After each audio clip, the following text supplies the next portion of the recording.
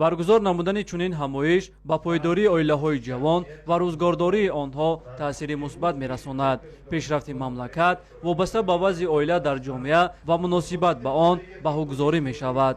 бо назардошти муҳимияти оилаву оиладорӣ, президенти ҷумҳурии Тоҷикистон, пешвои миллат муҳтарам Эмомалӣ Раҳмон таъкид карданд ки оила ҳамчун падидаи иҷтимоиву ҳуқуқии маҳаки асосии ҷамъиятро ташкил дода, дар сатҳи конститутсияи мамлакат барои ҳифзи он ва таҳти ғамхории махсуси давлат фаро гирифтани модару кӯдак аз ҷониби давлату ҳукумат тамоми тадбирҳои зарурӣ андешида мешаванд. бо дастгириҳои пайвастаи ҳукумати ҷумҳурии Тоҷикистон барои пойдории хонаводаҳо ва беҳбудии фазои маънавию моддии оилаҳо ва дар умум зиндагии босаодати аҳли ҷомеа тамоми заминаҳо фароҳам оварда шудааст. дар ҷомеаи кунунӣ бо баробари ба вуҷуд омадани дигаргуниҳои иҷтимоӣ, иқтисодӣ, сиёсӣ, фарҳангӣ мушкилотҳои гуногун дар назди оила ҳам ба вуҷуд омадааст. чунки оила яке аз созмони аввалини ҷомеа буда он буд, ҳаст, мемонад ва бо баробари дигаргуншавии ҷомеа, дигаргуниҳое ки дар ҷомеа ба вуҷуд меояд, талаботҳо, мушкилотҳо, дастовардҳои навро ноил мегардад. умедвор ҳастам ки хатмкардаҳои донишгоҳи омӯзгорӣ ки фанни психологияро ҳамчун фанни таълимӣ меомӯзанд ва хатмкардаҳои факултети психология ки вазифаи асосии онҳо ёрии психологӣ ба хонаводаҳо дар муҳити ҷомеа аст, нерӯи иқтидори худро дар солимии психологӣ ҳар як аъзои ҷомеа гузошта метавонанд.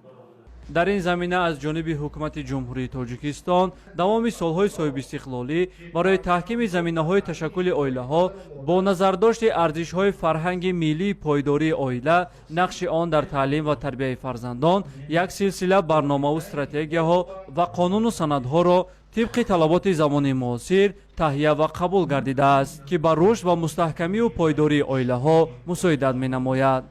ҳамин гуна чорабиниҳо, ҳамин гуна намоишҳо на танҳо дар шакли мизи мудаввар, балки дар шакли конференсияҳо, дар шакли семинарҳои омӯзишӣ ташкил ва баргузор карда шавад, яъне мусоидат ба боло бурдани фарҳанги оиладорӣ, фарҳанги ҳуқуқии насли ҷавон вобаста ба оиладориву мусбатҳои хонаводагӣ ба ҳисоб меравад.